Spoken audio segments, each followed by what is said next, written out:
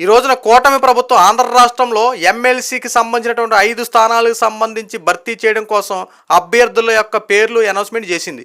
అందులో పిఠాపురం నియోజకవర్గానికి సంబంధించినట్టు వర్మ పేరు లేదని చెప్పి వైఎస్ఆర్సీపీ పార్టీ వాళ్ళు అలాగే వాళ్ళ యొక్క సోషల్ మీడియాలో చాలా బాధపడిపోతూ ఉన్నారు. ఇదిగో వర్మకి అన్యాయం జరిగింది, వర్మకి టికెట్ ఇస్తానని చెప్పి మోసం చేశారు, వాడుకొని వదిలేశారని చెప్పి పెద్ద ఎత్తున ప్రచారాలు చేస్తున్నారండి. ఇంతకు వర్మ గారు కూడా అంత బాధపడి ఉంటారో వాళ్ళ తరపున పాపం వైఎస్ఆర్సీపీ పార్టీ వాళ్ళు ఒకళ్ళతా పుచ్చుకొని ఎంత బాధపడిపోతున్నారో వాళ్ళ బాధ వర్ణనాతీతం. ఎందుకంటే కూటమిలు చిచ్చులు పెట్టాలి కదా, ఎక్కడొకటో నియోజకవర్గంలో ఏదో ఒక రకంగా గొడవలు పెట్టేయాలి కదా. ఈ రోజున వాళ్ళు చేసే పని అదే.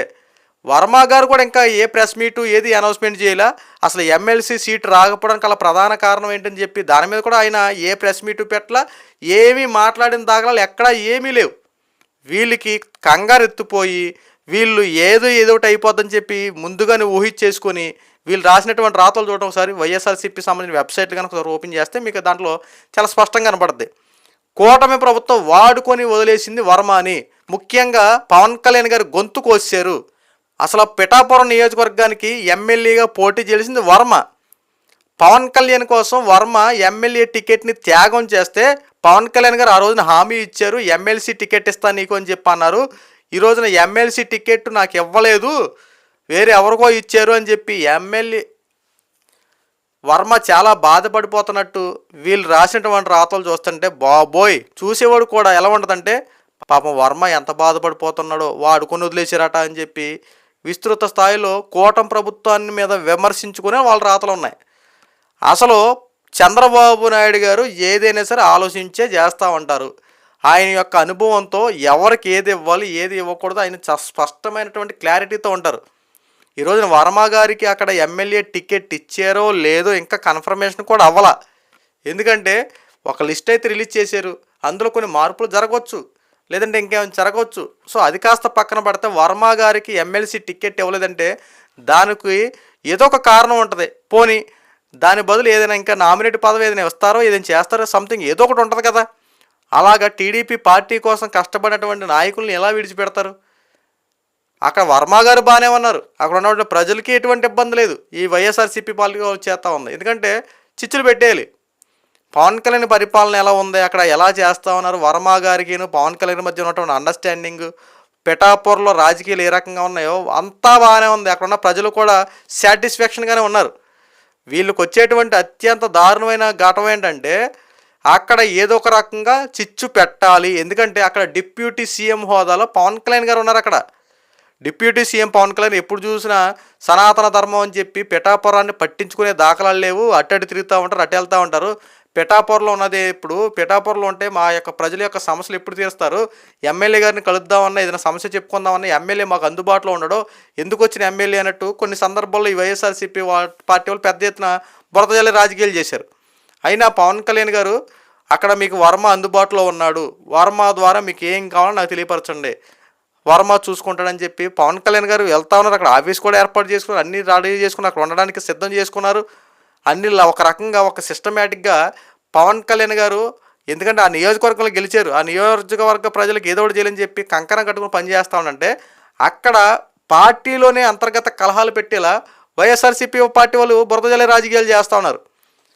ఒక్కసారి నిన్న జరిగినటువంటి యొక్క ఎప్పుడైతే రిలీజ్ చేశారో ఈ రోజుకైనా సరే వర్మ గారు ఏమైనా ప్రెస్ మీట్ పెట్టారని చూపించండి, వర్మ ఎలాంటి మాటలు మాట్లాడని చెప్పి నిరూపించండి. ఏముండవు, మీరు క్రియేట్ చేసే కదా. ఎందుకంటే ఇక్కడ కూటమి ప్రభుత్వానికి ఒక హైక్ వస్తూ ఉంది. ఆల్రెడీ నిన్న కాక మనం జరిగినటువంటి ఉభయ గోదావరి జిల్లాలో టీడీపీ అభ్యర్థులు గెలిచారు. అక్కడ చూసుకుంటే కృష్ణా సంబంధించినటువంటి ఆ యొక్క పరిధిలో అక్కడ కూడా టీడీపీ అభ్యర్థులు గెలిచారు. టీడీపీకి బ్రహ్మరథం పడతా ఉన్నారు. కూటమి ప్రభుత్వానికంటే ఒక స్పష్టమైన ఆలోచనతో ప్రజలు కానీ ఎవరైనా సరే ఒక ఈ రోజున ఎవరైతే గ్రాడ్యుయేట్స్ ఉన్నారో ఆ గ్రాడ్యుయేట్స్ అంతా కూటమి ప్రభుత్వాన్ని సపోర్ట్ చేసి ఓట్లు వేస్తూ ఉండంటే వైసీపీ వాళ్ళకి నిద్ర కూడా పట్టట్లా, వాళ్ళకి రక్తం గడ్డలు కట్టుకుపోతుంది. ఎందుకంటే కూటమి ప్రభుత్వం విజయం చూసి వాళ్ళకి ఏదో ఒక రకంగా ఈ మిగిలిన 5 స్థానాలకు సంబంధించి ఎమ్మెల్సీ ఎలక్షన్లు జరుగుతున్నాయి కదా, వీటిల్లో ఎలాగైనా సరే గొడవలు అలవడజల్లు సృష్టించేయాలి, పార్టీలో అంతర్గత కలహాలు పెట్టాలని చెప్పి రాని వాళ్ళకి ఎవరికైతే సీట్లు ఉంటాయి చూసారా, టీడీపీ అభ్యర్థులకి రావట్లేదు కదా సీట్లు, వాళ్ళని టార్గెట్ చేశారన్నమాట. ఇప్పుడు ఇదిగో మీకు చొక్కెదురైంది, మీకు కళ్ళల్లో కారం కొట్టారు, మీకు మొత్తం ముంచేశారు, వాడుకొని వదిలేశారు, అధికారులు రాకముందు ఒక మాట, అధికారులకు వచ్చిన తర్వాత ఒక మాట అని చెప్పి ఇలా ఒక మ్యానిపులేటెడ్ చేయడం కోసం ఎవరికైతే ఈ ఎమ్మెల్సీ టికెట్లు రాలేదో వాళ్ళని టార్గెట్ చేసి ఈ రోజున వైఎస్ఆర్సీపీ పార్టీ వాళ్ళు వీడియోల మీద వీడియోలు చేస్తున్నారు. వాళ్ళకి సంబంధించినటువంటి అనాలిసిస్ చెప్పేవాళ్ళు కూడా ఇదొక వ్యసనం అయిపోయింది వాళ్ళకి.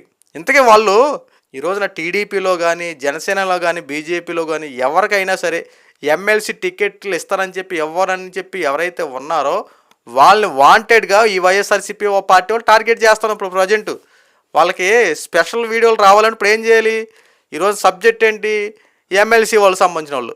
ఈ ఎమ్మెల్సీకి సంబంధించి ఎవరికైతే టికెట్ రాలేదో, ఎవరికైతే వాళ్ళకి చొక్క ఎదురైందో ఆ చొక్క దగ్గరికి వెళ్ళి వీళ్ళు ఏం చెప్తారంటే, ఇదిగో మీకు ఎందుకు రాలేదు, చంద్రబాబు నాయుడు మోసం చేశాడా, పవన్ కళ్యాణ్ మోసం చేశాడా అని చెప్పి కవ్వింపు చర్యలు పాల్పడి వాళ్ళ మీద వీడియోలు వదిలేయడం. కూటమి ప్రభుత్వానికి ఒక ఆలోచన ఉంటుంది.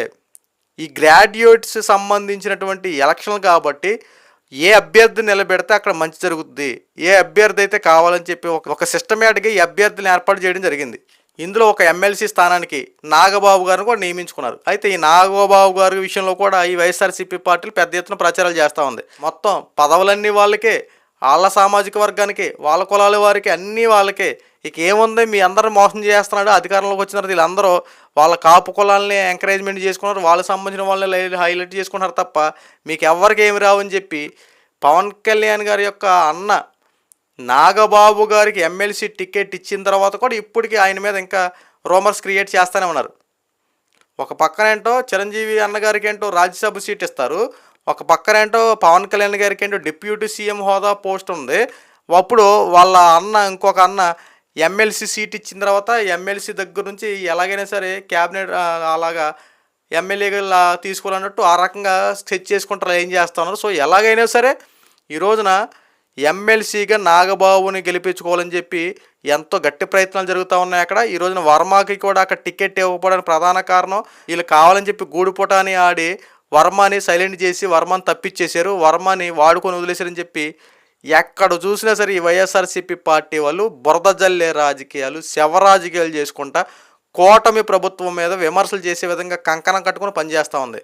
ఎమ్మెల్సీ టికెట్ ఎవరికి వస్తే ఏంటి, ఏమైతే నీకెందుకు, నువ్వు ఒక అభ్యర్థి నిలబెట్టుకో, నీ అభ్యర్థి కోసం నువ్వు ప్రచారం చేసుకో, అంతేకాదు పక్కన మీద పడెడతావు ఎందుకు, పక్కనోడు ఉంచితే ఎందుకు, ఊడు కొట్టుకుని నీకెందుకు, నీకు సంబంధించిన పరిధిలో నువ్వు ఎలా ప్రచారం చేసుకోవాలో అలా చేసుకో, నీ యొక్క ఎమ్మెల్సీ స్థానాలు ఎలా గెలిపించుకోవాలో దానికి సంబంధించినటువంటి పనులు ప్రారంభించుకో, అంతే తప్ప ఈ పార్టీ మీద విమర్శలు చేయడం వల్ల నీకు వచ్చేది ఒరిగేది ఏంటయ్యా. అందుకని గతంలో 11 సీట్లతో పడిపోయారు మీరు అందరూ.